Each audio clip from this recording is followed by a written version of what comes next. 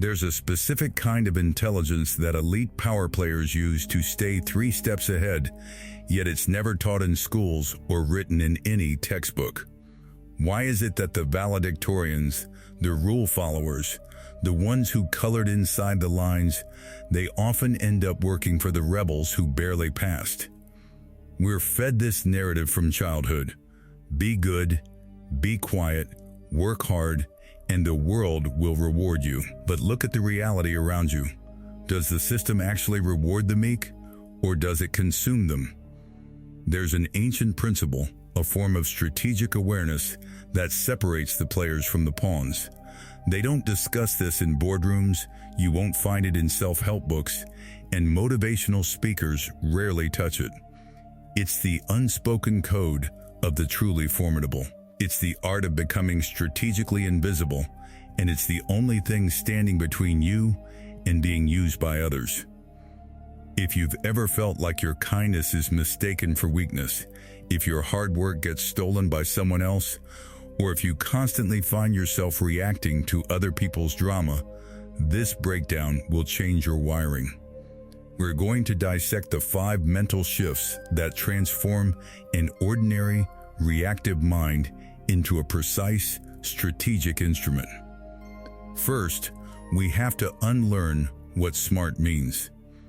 Being book smart is about memorizing what already exists. But the intelligence we're talking about is different. It's not about being evil or manipulative. It's about being effective. It's seeing the game of life for what it truly is. A game of interests, not sentiments. We walk around with movie script expectations, believing that if we just play the good guy, the credits will roll and we'll win. But the game doesn't end. And in the real world, the good guy who refuses to see the dark is the first one to get blindsided. The first pillar of this mindset is, master the pause, don't feed the reaction. Think about the last time someone provoked you. A colleague took credit for your idea. A friend made a snide remark. What's the instinct? Fire back, explain, justify. That flash of anger, that desperate need to clarify, that's exactly what the other person is feeding on. They pulled your string and you danced. The strategic mind, however, builds a filter. When the attack comes, they don't hear just the words, they hear the intent. They ask, why are they saying this? Are they insecure? Are they trying to assert dominance? They observe the attack like a scientist observing a chemical reaction. They don't become the reaction. By not reacting, you take the fuel out of their fire. When you stay calm while others spiral, you become the most dangerous person in the room. You hold the only thing that matters, control of yourself. This requires you to abandon a comfortable lie. The lie that most people have your best interests at heart. The philosopher who understood power dynamics better than anyone stated that a man who wishes to profess goodness at all times will come to ruin among so many who are not good. This isn't cynicism, it's clarity. You must learn to see people not as you wish them to be, but as they are. This leads us to the second quality, which is the skill of reading the unspoken. Quality 2, surgical observation, listening to the silence. Average people listen to words. Strategists listen to the space between words. They scan for micro-expressions, shifts in posture, and inconsistencies in tone. When you meet someone, stop trying to impress them and start decoding them. Who laughs too loud at a mediocre joke? They are seeking approval. Who changes their demeanor when a superior enters? They are playing a role, not being themselves. Who uses I and me constantly? They are feeding a fragile ego. This information is ammunition. When you understand the hidden motivations of the people around you, you can predict their moves before they make them. You're not just seeing the surface, you're scanning the depths. But gathering this intelligence is useless if you broadcast your own intentions to the world. Quality 3, controlled visibility, the power of the unreadable. In the age of oversharing, mystery is dead. We post our locations, our meals, our opinions, our insecurities. We make ourselves an open book and then wonder why people tear out the pages. Strategic intelligence demands that you become unpredictable. If people can't figure you out, they can't figure out how to control you. In the office, don't announce your plans, show your results. In a relationship, don't dump your entire emotional baggage on the first date. Hold something back. Create a zone of privacy. Think about the person in a meeting who speaks the least. When they finally open their mouth, everyone leans in. Why? Because their words have weight. They haven't devalued their currency by spending it on every little thought. You need to make your presence scarce. When you are always available, your value drops. When you are hard to read, you command attention. This leads directly to the most precise tool in your arsenal, your voice. Quality 4. Precision language. Words as surgical instruments. Words can start wars or end them. They can shatter a reputation or build an empire. The average person engages in verbal clutter, filler words, gossip, justifications. The strategic person speaks with intent. Every sentence has a target. You must learn to say no without apology. You must learn to extract information without asking a direct question. One method is the strategic pause. When asked a difficult question, don't rush to fill the silence. Look at them. Hold eye contact for a beat, then speak. That silence shifts the power dynamic. It shows you are composing a thought, not reacting with fear. Another technique is vocal cadence. Speak slower than you think you need to. And crucially, lower your pitch at the end of a statement. When your voice goes up at the end, it sounds like a question, seeking permission. When your voice goes down, it sounds like a fact, a declaration. You are not asking for agreement, you are stating a truth.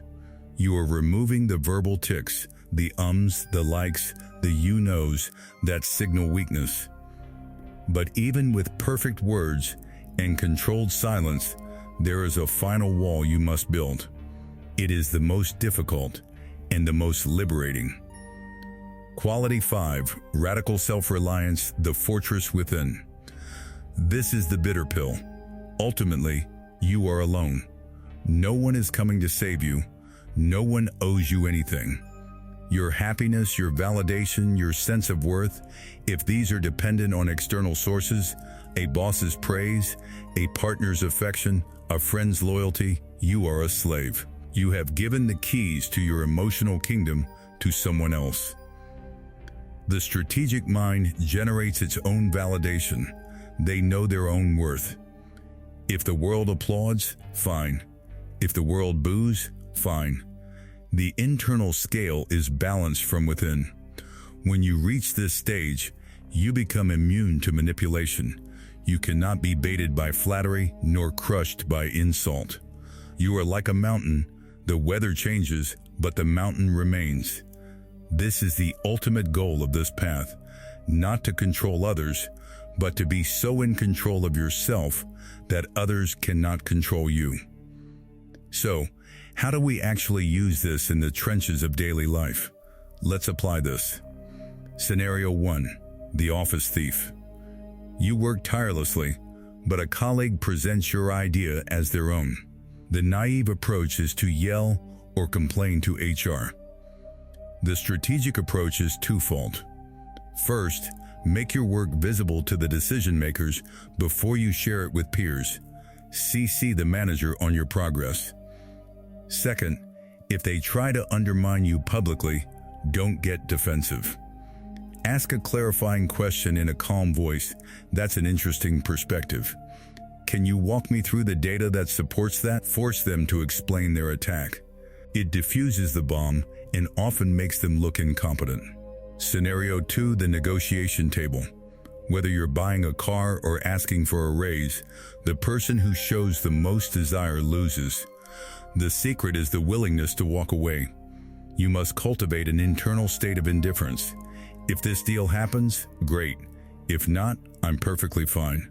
This non-needy energy is palpable. It shifts the power to you. Keep your body language open and relaxed. The moment you cross your arms, lean in too eagerly, or speak too fast, you signal desperation, and the other party will squeeze you for every drop. Scenario 3. The energy vampire. We all have that relative or friend who gives unsolicited criticism or tries to drag you into drama. Don't engage. Don't explain yourself. Use the gray rock method. Be utterly boring. Respond to their provocations with monosyllables. Okay. I see. Give them no emotional reaction. They are seeking fuel for their fire. When you give them nothing but dry dust, their fire goes out, and they will eventually move on to a more reactive victim. This path is lonely at first. The people who benefited from your old, people-pleasing self will resist your transformation. They will say you've become cold or arrogant. When they accuse you of changing, take it as a compliment. It means you're no longer easy to use. This is the metamorphosis. The caterpillar doesn't just grow wings, it completely dissolves inside the chrysalis.